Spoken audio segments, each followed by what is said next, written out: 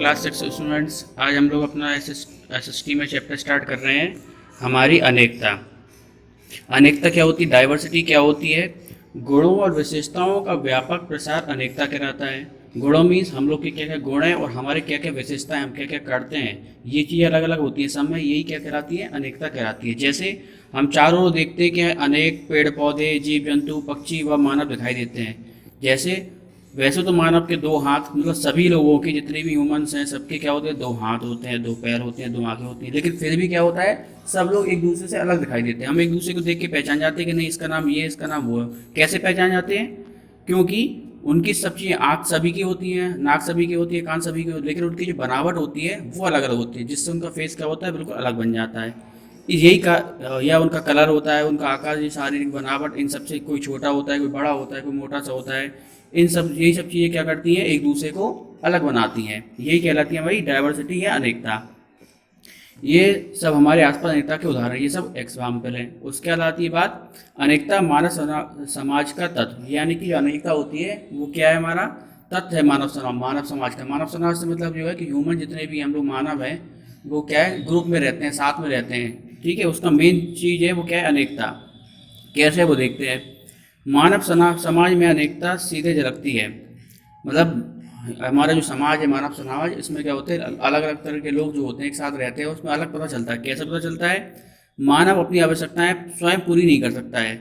सभी मानव एक दूसरे पर निर्भर है। यही कारण है कि सभी जन्म से अनूठे, एक दूसरे से भिन्न होते हुए भी परंतु एक समूह में रहते हैं। यानी क्या होता है कि मनुष्य है वो अकेले सारे काम नहीं कर सकता है। जैसे अगर हम आपसे कहें कि आप पैदा होते साथ पढ़ लो, तो क्या आप पढ़ सकते हो? नहीं पढ़ सकते। तो पढ़ाने के लिए कौन है? दूसरे ह्यूमन होते हैं, दूसरे लोग आपको पढ़ाते हैं। हम कहें कि हमें भी, अगर हम अपनी जीविका चलानी है तो हमें उसके लिए किस पर निर्भर पड़े? हमें स्कूल पर निर्भर रहना पड़ता है। या कोई हम बात करें हमें कोई चीज़ खरीदनी है तो उसके लिए हमारे पास पैसे होना चाहिए। पैसे में कहाँ से आएंगे? किसी कंपनी में काम करेंगे या कहीं पर काम करेंगे तब आएंगे। और जिसको काम करवाना है वो भी किस पर निर्भर है? हम पे निर्भर होगा। इस तरह से क्या होगा? सब एक दूसरे पर निर्भर है। ठीक है, इसलिए वो क्या है? समूह में रहते हैं। या हम आपकी बात करें पड़ोस में, तो जैसे कभी कोई प्रॉब्लम होती है तो हमें कोई चीज़ हमारे घर में नहीं होती तो हम किससे मदद करते हैं? दूसरों से ले लेते हैं। दूसरे के पास कोई चीज़ नहीं होती वो किससे मदद लेता है? हमसे लेता है। इस तरह से क्या होता है? हम आपस में एक दूसरे से समूह में बंधे रहते हैं। इससे ये मानव का समाज बनता है। उसी समाज का, इसी सब चीज़ों से क्या बनता है? समाज बनता है, यानी मोहल्ला बनता है, समाज बनता है कि ह्यूमन है सारे एक साथ।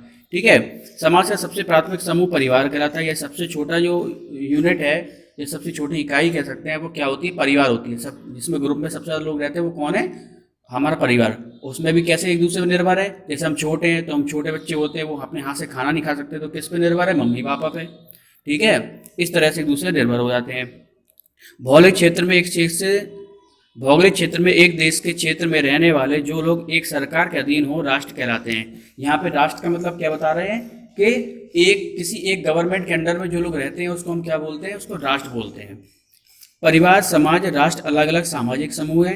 यानी परिवार क्या होगा? एक अलग समूह है जिसमें केवल परिवार के सदस्य रहते हैं, माता पिता। ठीक है, समाज क्या होता है? जिसमें कई परिवार रहते हैं, अलग अलग जगह रहते हैं लेकिन एक जगह रहते हैं। और राष्ट्र क्या होता है? जिसमें अलग अलग वो रहते हैं, प्रदेश रहते हैं, अलग अलग समूह एक साथ रहते हैं, सामाजिक समूह एक साथ रहते हैं। ये समूह अलग होते हुए परंतु इनके लोगों में कुछ समानता भी होती है। जैसे अब क्या है, सब लोग अलग अलग जरूर है लेकिन इसके बाद भी कुछ समानताएं होती हैं। जैसे आपकी कक्षा में मित्रों के रिवाज, संस्कृति आपसे भिन्न होती है परंतु उनके शौक समान होते हैं। जैसे पढ़ना, खेलना, खाना, संगीत सुनना आदि।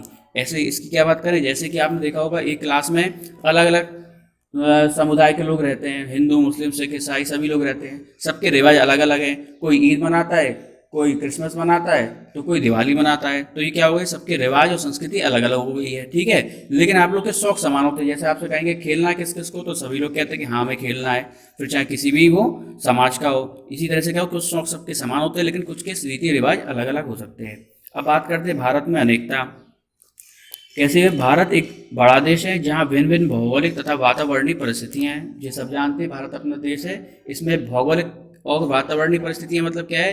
कहीं कहीं देखा होगा रेगिस्तान है, ठीक है, कहीं पे बड़े बड़े पहाड़ है, कहीं पे मैदान पड़ा हुआ है, कहीं पे ठंड ज़्यादा पड़ती है। ठीक है, और वातावरणीय स्थिति में आएगा कि कहीं पे ठंड ज़्यादा पड़ती है, ठीक है, और कहीं पे बारिश ज़्यादा होती है ना, कहीं पे गर्मी ज़्यादा पड़ती है। ये सब हो गए वातावरणीय परिस्थिति। ठीक है, यहाँ पर्वत, वन व नदियाँ हैं जो पुरातन समय के अवरोधक का कार्य करते हैं। यहाँ पे क्या है, अवरोधक से मतलब यहाँ पे ये नहीं है कि हमें पूरी तरह से रोक रहे हैं, यहाँ पे अवरोधक से मतलब है जिससे अलग अलग समूह बन जाता है।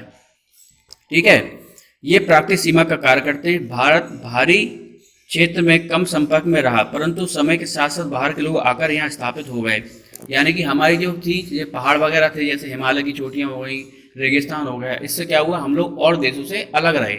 लेकिन फिर क्या हुआ, धीरे धीरे लोग से रास्ते बाहर के लोग धीरे धीरे आते गए और हमारे दूसरे देशों के साथ संपर्क स्थापित हो गया।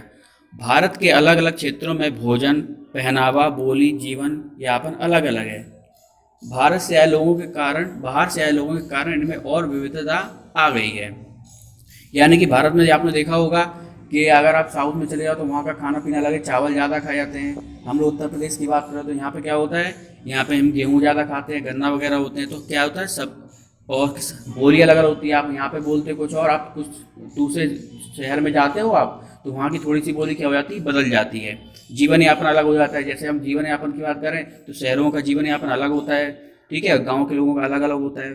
तो क्या वो क्षेत्र के हिसाब से ये सब चीज़ें बदलती रहती हैं। और बाहर से आए लोगों के कारण में और विविधता आ गई, और बाहर से जो लोग आए उनसे भी क्या हो गया, नई नई संस्कृति हमारे भारत में जुड़ गई, तो उसमें भी क्या होगी, हमारी संस्कृति और भी विविधता वाली हो गई। ठीक है, अभी आप लोग को इतना ही पढ़ना है, इसमें कोई प्रॉब्लम हो तो पूछ सकते हैं। Thank you.